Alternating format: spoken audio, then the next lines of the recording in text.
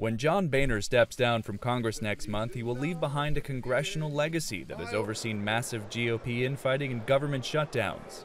Ribbed at times for his perpetual tan, smoking habit, and penchant for weeping, Boehner held the speakership at a time of increasing infighting within his own party and the advent of the Tea Party.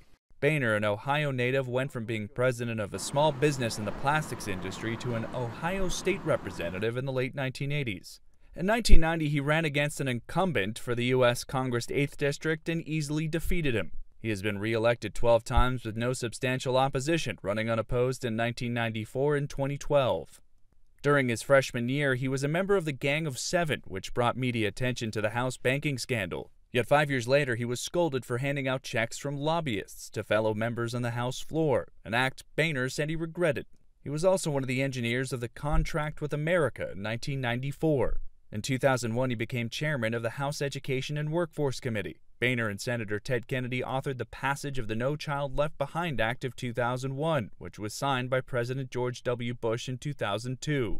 In an upset, Boehner was elected by his colleagues to serve as House Majority Leader in February of 2006. This followed Tom DeLay's resignation after being indicted on criminal charges. Boehner campaigned that he wanted to reform the earmark process and rein in government spending.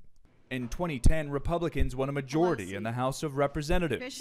The Republican caucus unanimously chose Boehner to be their speaker when he took the gavel from outgoing Speaker Nancy Pelosi on January 5, 2011.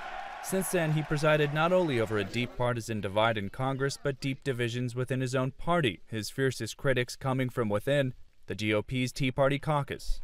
2 years ago, those same conservatives drove Boehner to accept a partial government shutdown in the hopes of delaying implementation of the president's health care law. The tactic was unsuccessful. Nevertheless, Tea Party conservatives were pushing the speaker to do the same thing in 2015, this time to take away federal funding from Planned Parenthood after controversial videos involving its practices of procuring fetal tissue for research. Boehner's last day in office is October 30th. John Mone, Associated Press.